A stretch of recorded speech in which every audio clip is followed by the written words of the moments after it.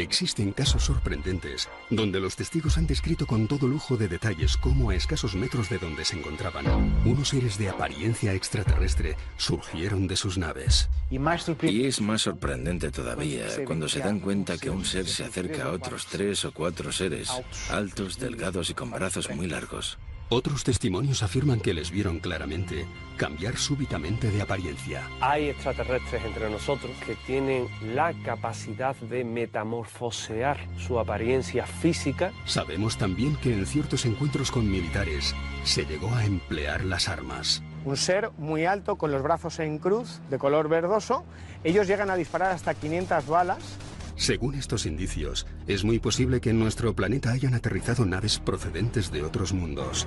Pero todos los supuestos casos se han producido en lugares aislados y con pocos testigos, dando la sensación de querer ocultar sus intenciones.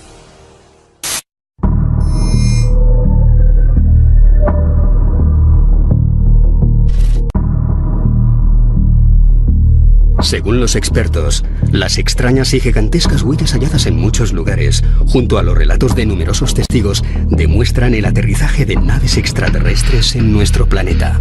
Los investigadores del fenómeno OVNI han venido registrando en los últimos años no solo el vuelo de estos artefactos, sino que se han encontrado en los campos donde han aterrizado huellas de sus artefactos y también huellas de sus pisadas, lo cual nos da un valioso material para el estudio.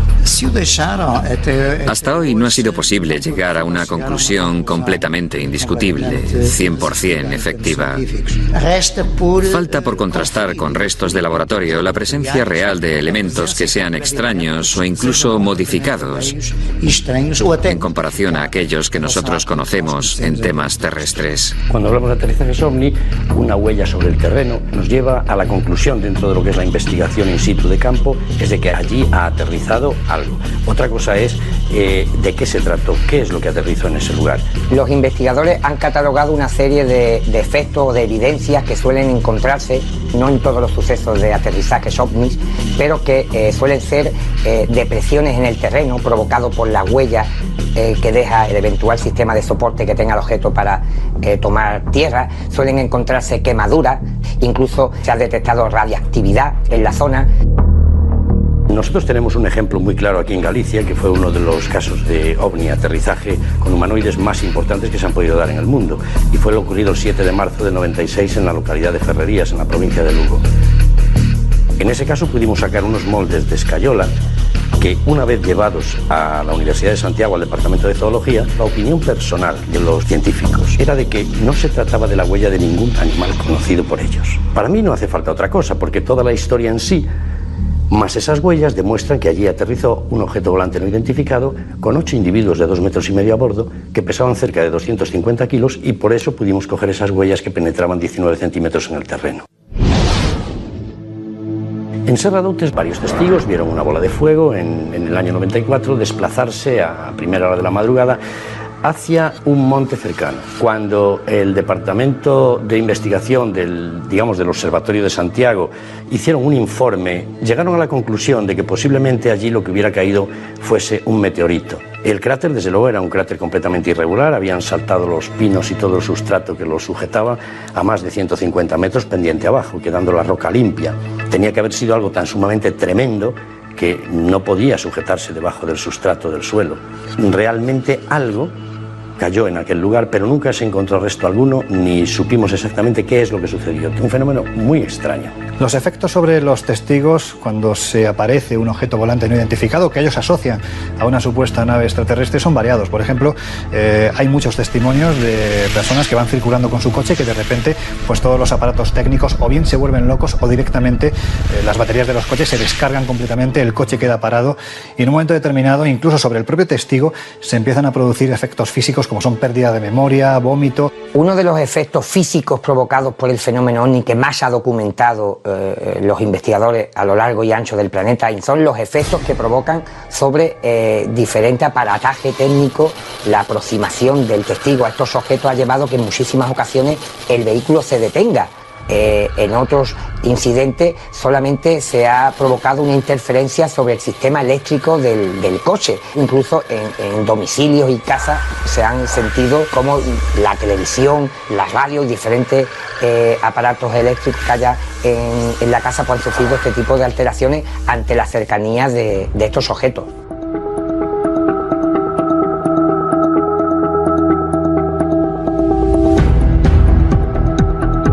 Cuando hablamos de huellas de objetos volantes no identificados asociados al fenómeno extraterrestre, uno de los más llamativos era el que se produjo en la década de los 80 en el Cerro del Pajarito. Estamos en Argentina y esta huella apareció de la noche a la mañana cuando durante la noche se estuvieron produciendo también en toda la región, según dijeron los testigos, avistamientos de luces en los cielos. Y estamos hablando de una huella de más de 40 metros de diámetro que literalmente quemó el terreno y que estuvo vigente en este lugar durante meses. Fue fotografiada, fue analizada, se llegó a la conclusión de que aquel terreno se había quemado además a una velocidad verdaderamente extraordinaria, como si algo literalmente se hubiera posado. El ejemplo que pusieron, dada la circunferencia que dejó en el terreno, es como si un cigarrillo gigante lo hubieran apagado en la ladera de la montaña. Esta posiblemente sea una de las huellas más sorprendentes de las que se han registrado en torno al fenómeno OVNI.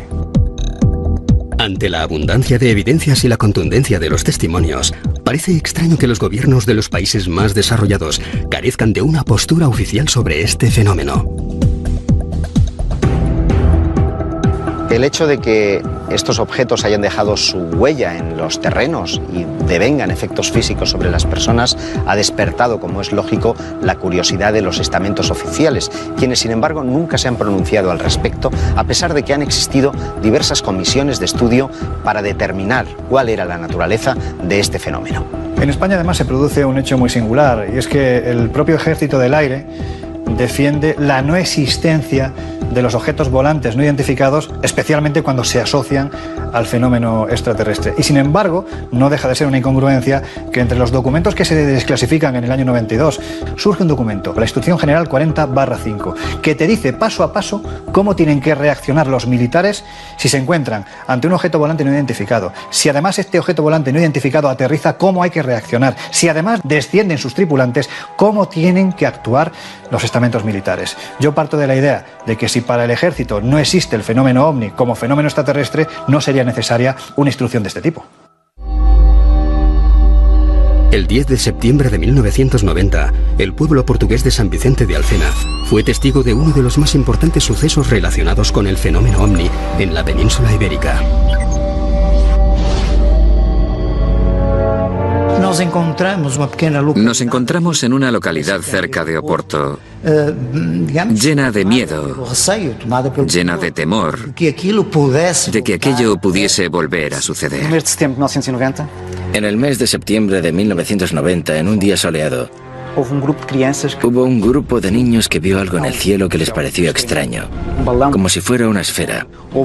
Era un objeto que hizo un trayecto por todo el pueblo de Alfena, volando relativamente bajo.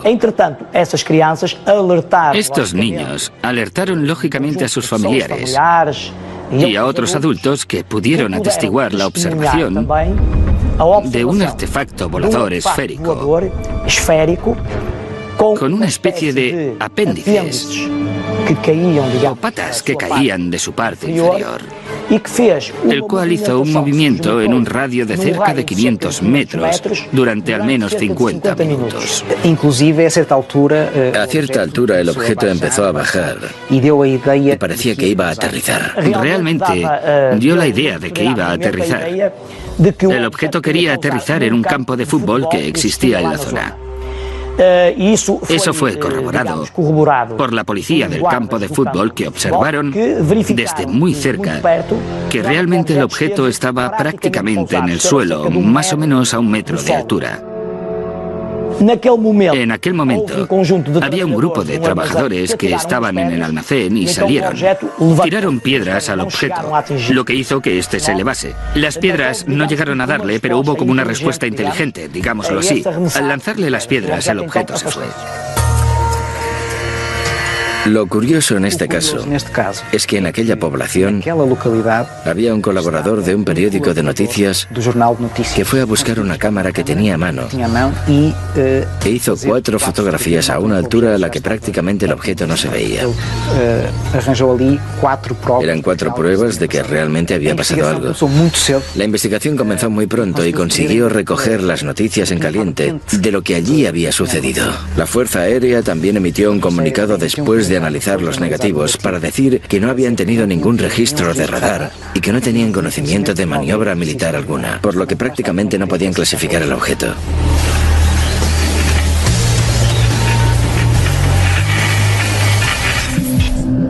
Analizando los diferentes lugares con presencia de huellas o vestigios de posibles aterrizajes OVNI, parece no existir una pauta clara, ni tampoco zonas donde se produzcan con más frecuencia que otras. No lo sé. A mí no me parece que haya un sitio específico o una zona más propensa para que haya esos aterrizajes por parte de esos fenómenos, sean lo que sean. No diría que los lugares en términos de aterrizajes estén totalmente comprobados, ni que haya lugares más propicios para hacerlos. En tanto en cuanto en la península ibérica hay muchos casos de contactos con extraterrestres en lugares muy distintos. Hay efectivamente zonas donde el número de observaciones es mayor que en otras. Por ejemplo, aquí en Portugal, en el litoral del país, lo cual es conocido en Europa y en el resto del mundo. En general hay también zonas de concentración en las grandes ciudades.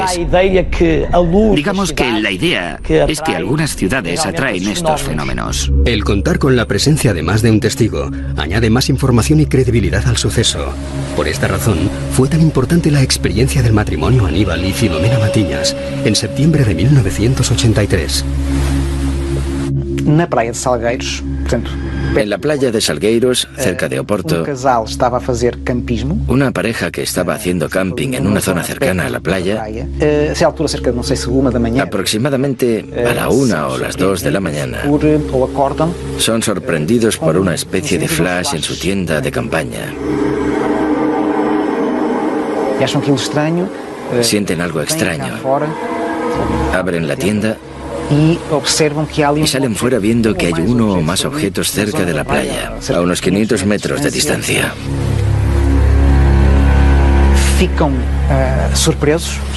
Se quedan sorprendidos aún más cuando ven a 4 seres altos, vestidos con trajes blancos, que parecía que flotaban en el aire, muy despacio, en ausencia de gravedad. Parecía que estaban preocupados por investigar lo que pasaba a su alrededor. Parecía que tomaban muestras. Ellos piensan que los seres les ven porque el foco de luz vuelve a iluminarles sobre la tienda. Y los seres se desplazan nuevamente hacia los objetos. Ven que encima de los objetos hay una especie de cúpula que emite el flash de luz que les iluminaba la tienda. Los objetos se levantan y dando una vuelta sobre la playa, vuelven a aterrizar. Los seres vuelven a salir y la pareja completamente aterrorizada dice: ¿qué es esto? Los seres vuelven a hacer más o menos lo mismo y después se van. Al parecer, el equipo de investigadores de STEC, cuando tuvieron conocimiento de este caso, fueron al lugar a intentar saber lo que había pasado. Sacaron fotografías e intentaron ver si había señales de ese aterrizaje, pero no encontraron nada. Tuvieron la oportunidad de hablar con la pareja y pensaron que los dos eran coherentes con lo que allí había pasado. Eso también es importante saberlo. El 29 de septiembre de 1989, 5 jóvenes, intrigados por unas luces que se veían en el horizonte, acudieron a la playa de Conil sobre las 9 de la noche. Según su testimonio, de improviso, unas formas extrañas surgieron del agua. Ven acercarse algo, 2 formas humanoides que vestían una especie de túnica de gran altura, de gran tamaño. Luego se añade una más, una tercera forma, con rasgos más difusos. Estos seres tenían rasgos completamente anómalos. De hecho, no tenían ningún tipo de rasgo facial, simplemente una cabeza en forma de huevo, sin ojos, sin cejas. Se comienzan a pasar una especie de lucecita los unos a los otros, hacen una especie de hueco de arena donde entran aquellas formas humanoides sin un rostro definido, y cuando salen son dos personas tipo turistas nórdicos. De pronto aparecieron como si fueran seres humanos completamente normales. Salen andando hacia el pueblo y desaparecen ante la consternación de aquellos 5 jóvenes que no daban crédito a lo que estaban viendo, y que sobre el terreno hubo unas marcas que, si no definitorias, sí evidentes de la presencia de aquellos 2 seres en la playa. Estos seres se hospedaron incluso en un hotel de la localidad, dando nombres y apellidos. Lo más curioso es que 2 días antes, un suceso muy parecido, pero esta vez a plena luz del día, ocurría en la ciudad rusa de Voronezh. En un parque público, ante la mirada de todos los que allí paseaban, aterriza una nave de la cual salen unos seres también de gran altura, seres que no se le ven los rasgos físicos, que se pasean por allí, que no interactúan, pero que sin embargo van dejando suficientes muestras de su presencia como para los que testigos se asusten, se queden asombrados. Se habla incluso del secuestro, del rapto de un chico de entre los que estaba en aquel parque. No solamente se relacionó el caso de Voronezh y el de Conil por la cercanía en el tiempo, sino por el hecho de que fueron episodios que no son comunes dentro de la ufología. No solamente estamos hablando de la visión de objetos voladores no identificados, sino que multitud de testigos, tanto en el caso español como en el caso soviético en aquella época, dijeron que habían visto el desembarco de humanoides. Hay extraterrestres entre nosotros, infiltrados. Hay extraterrestres que tienen, de ser cierto ese encuentro en Conil, la capacidad de metamorfosear su apariencia física, lo cual nos retrotraería a lo que ya se cuenta en epopeyas antiguas, mesopotámicas, egipcias, de esos dioses que cambiaban su apariencia y que indudablemente no estarían de unos siglos para acá entre nosotros, llevarían milenios entre nosotros, lo cual nos da una idea de la juventud de nuestro planeta, pero de la antigüedad de esas visitas.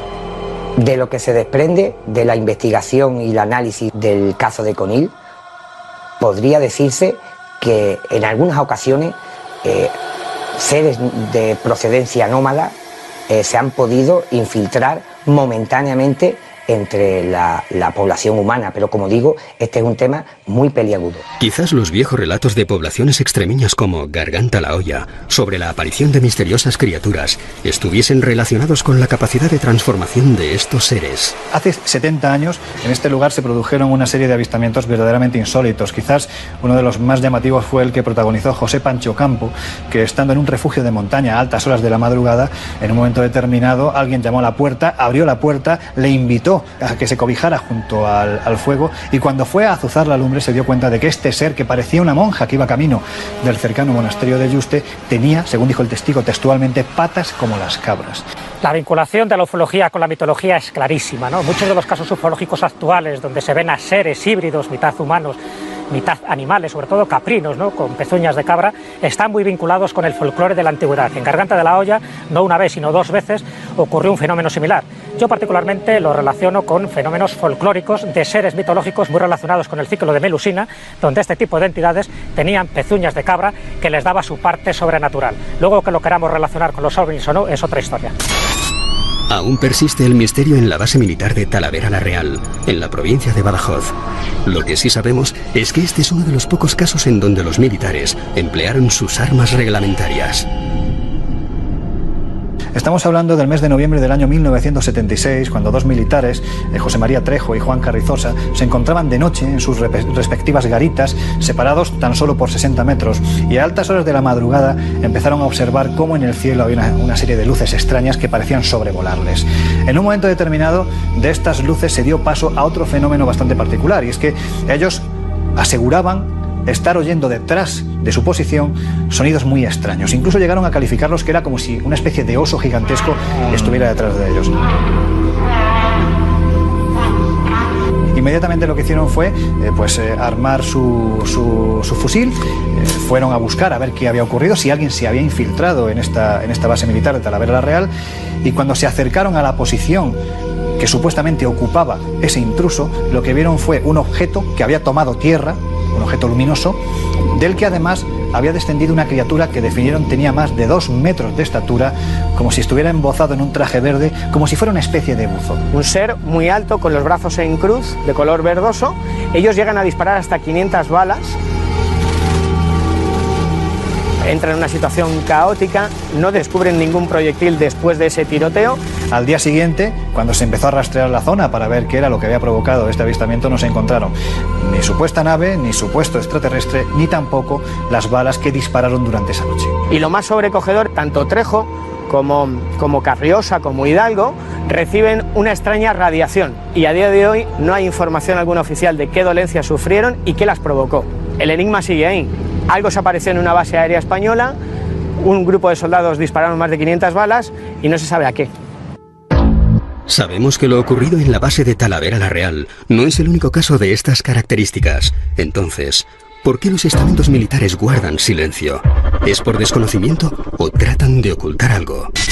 El gobierno de España tiene recogidos evidentemente diferentes encuentros a nivel militar, pero también a nivel de fuerzas de seguridad del Estado, pero sigue habiendo esas cortapisas en torno a un fenómeno que no entienden y a las cuales pues se les trata de dar todo tipo de explicación antes que la de un evento ufológico.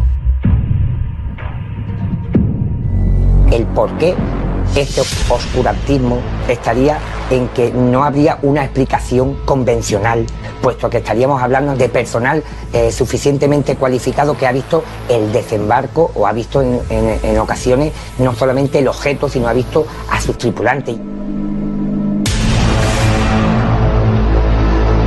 En España había mucha expectación en el año 92, en el mes de septiembre, cuando se desclasificaron los primeros informes. Sin embargo, inmediatamente llegó la decepción, porque se habían arrancado folios, se habían añadido otros, y lo más terrible es que se habían añadido las conclusiones. Siempre se trata de buscar una alternativa racional, aunque muchas veces la explicación más improbable es la más evidente.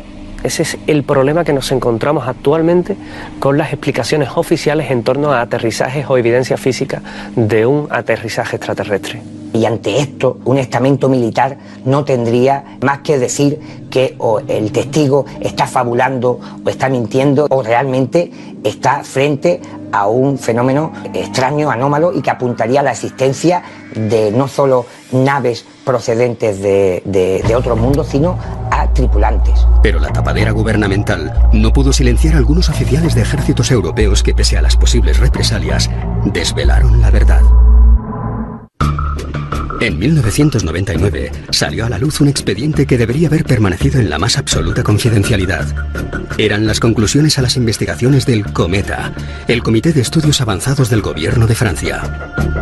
El informe Cometa es un estudio llevado a cabo por altos funcionarios del gobierno francés, entre ellos algunos militares y científicos, que tenía por objeto determinar el riesgo para la defensa del fenómeno de los no identificados.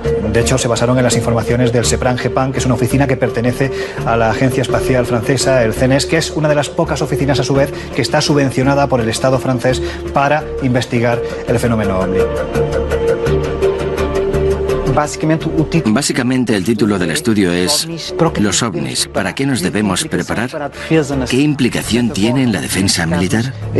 Hay 500 casos, pero tan solo hay 47 analizados a dedo. Digámoslo así.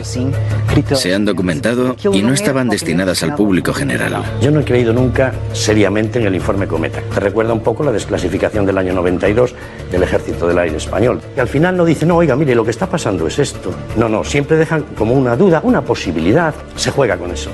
Se juega. Lo interesante del informe Cometa es que no lo firmaba un grupo de ufólogos, sino que era un informe realizado por miembros de los servicios de la inteligencia francesa y militares de muy altísimo rango.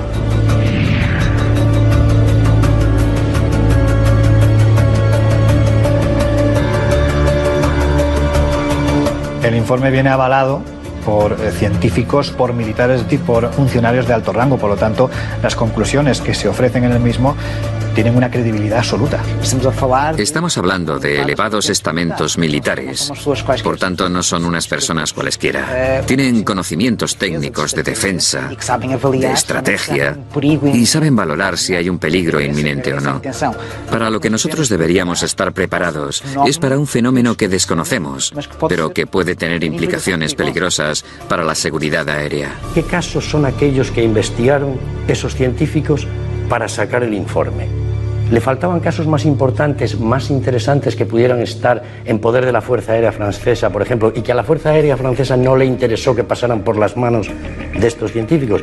Con toda seguridad. Entonces, la credibilidad del informe o, digamos, su buen hacer ya cojea. A mi entender, que este grupo de personas se animasen a firmar este documento, Cometa, me lleva a pensar que en realidad el fenómeno ovni es algo sobre lo que se habla, se discute e interesa en las más altas instancias gubernamentales de los países occidentales.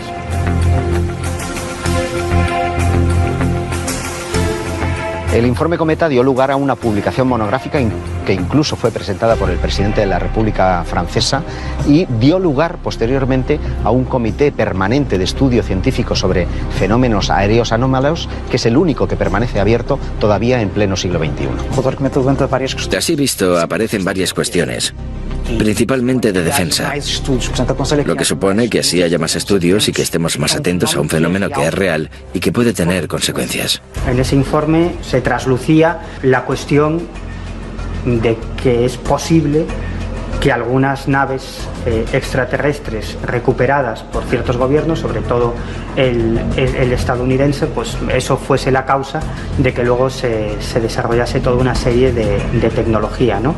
Y esos firmantes daban visos de credibilidad al incidente Roswell, al caso del famoso estrellamiento de un platillo volante en Nuevo México. Sus conclusiones son contundentes. Hay un 5% de los casos registrados que no tienen explicación alguna y, lo que es todavía más importante, apuntan a la posibilidad de que su naturaleza sea extraterrestre.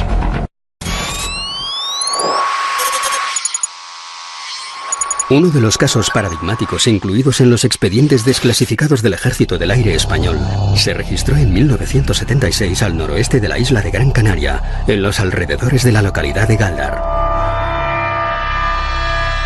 Un doctor, Francisco Julio Padrón, que en el año 76 tiene un avistamiento verdaderamente importante en Gran Canaria, donde observa una esfera de un tamaño gigantesco que está flotando justo al lado de la carretera, en cuyo interior además hay dos seres aparentemente enfrentados uno a otro de más de 2 metros de altura. Así es representado de hecho el croquis en el informe que es posteriormente desclasificado. Eso inequívocamente nos remitía a un objeto no identificado, tripulado en este caso por seres que no tenían nada que ver con la especie humana. En aquel preciso instante en el que el coche pasaba por allí, el objeto salió despedido hacia el firmamento, con la peculiaridad de que una corbeta del ejército español, de la Marina, que estaba trabajando en los alrededores, pudo registrar el despegue del asombroso artefacto. ¿Qué es lo que se sabe de estos seres? Pues verdaderamente no se sabe absolutamente nada. No hay una explicación fidedigna, salvo el testimonio de esta persona que, bueno, simplemente explicó lo que vio. Gáldar supuso muchas cosas y sigue siendo uno de los grandes enigmas, sobre todo porque los militares tomaron conciencia de que algo que no tenía explicación, que parecía que no pertenecía a nuestra realidad, a nuestro mundo, se colaba en nuestro espacio aéreo español.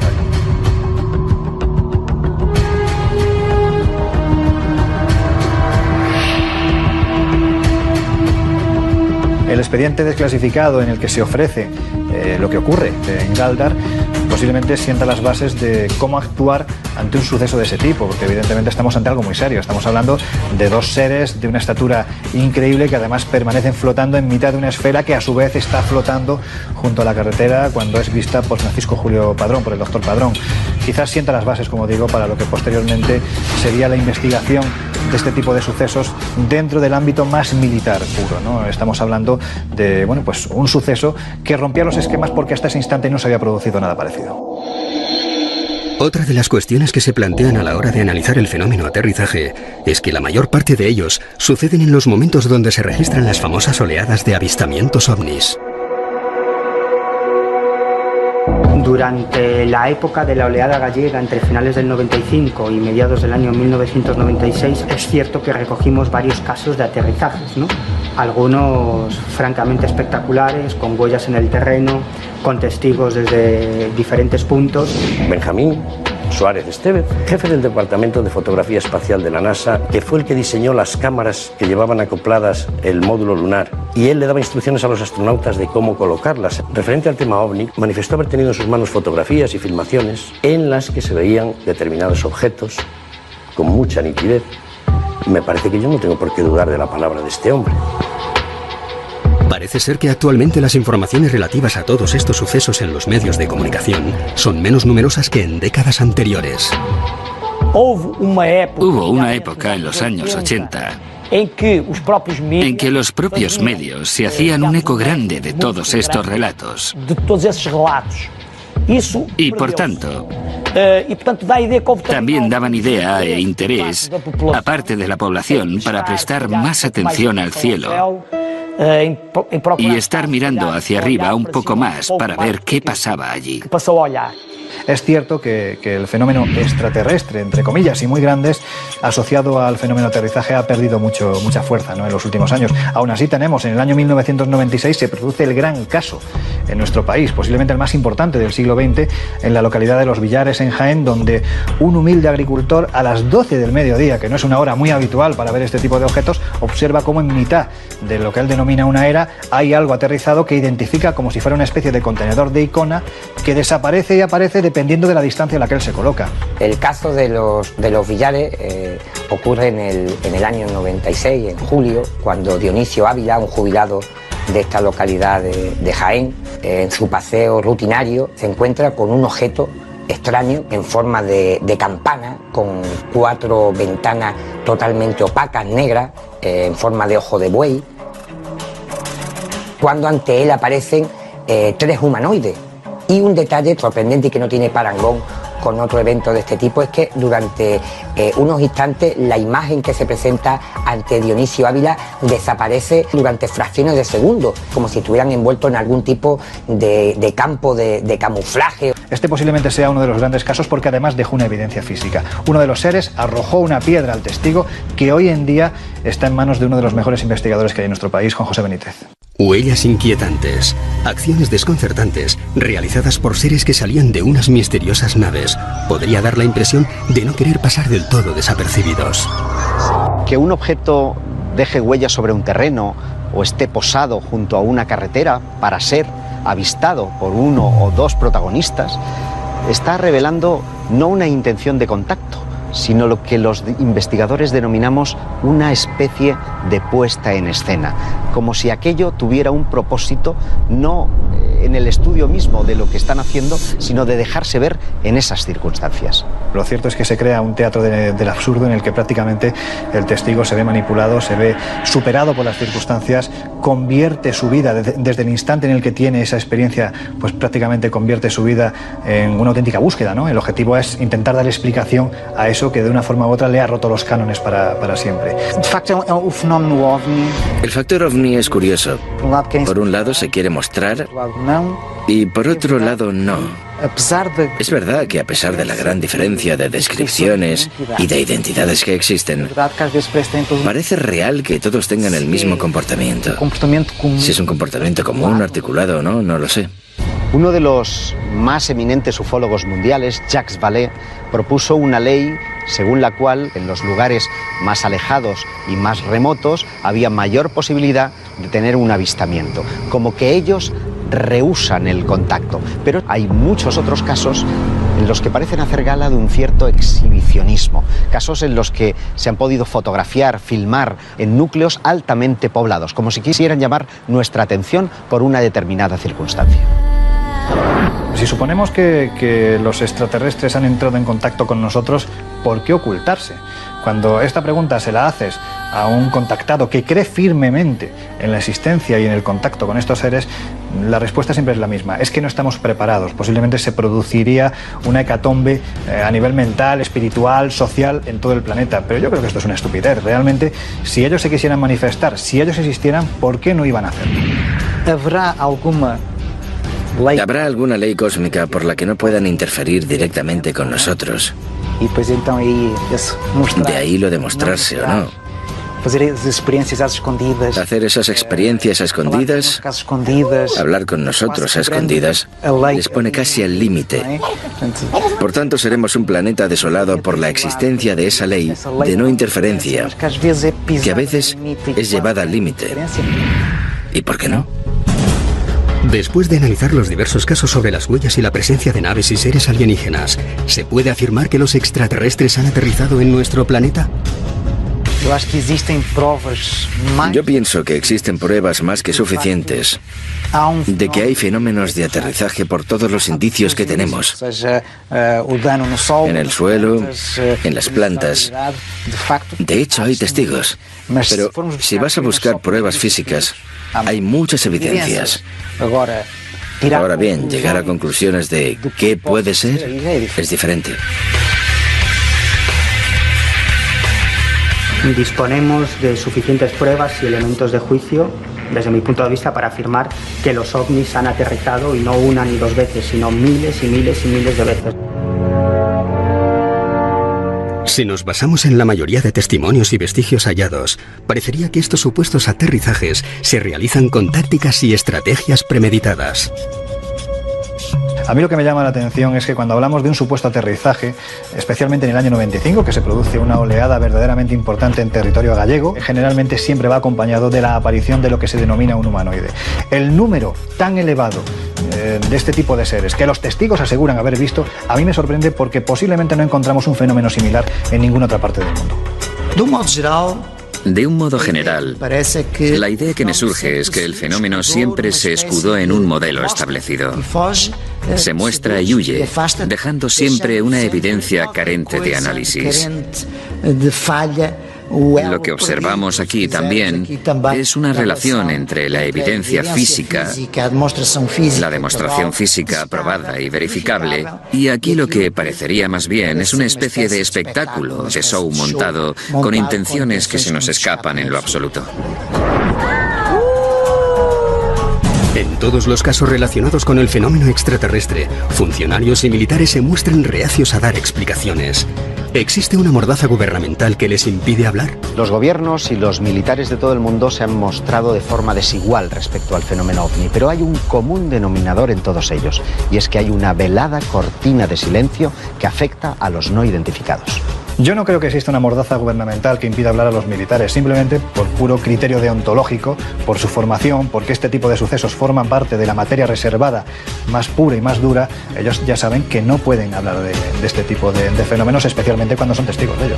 Sí, creo que habrá una potencia estratégica. En fin, en nombre de la preservación, de evitar un temor colectivo, de evitar el pánico colectivo, de segregación social. Naturalmente, esto provocaría muchos problemas a los gobiernos. Si todos estos objetos desconocidos no fueran de naturaleza extraterrestre, ¿cuál sería su procedencia? ¿Podría ser todo un montaje?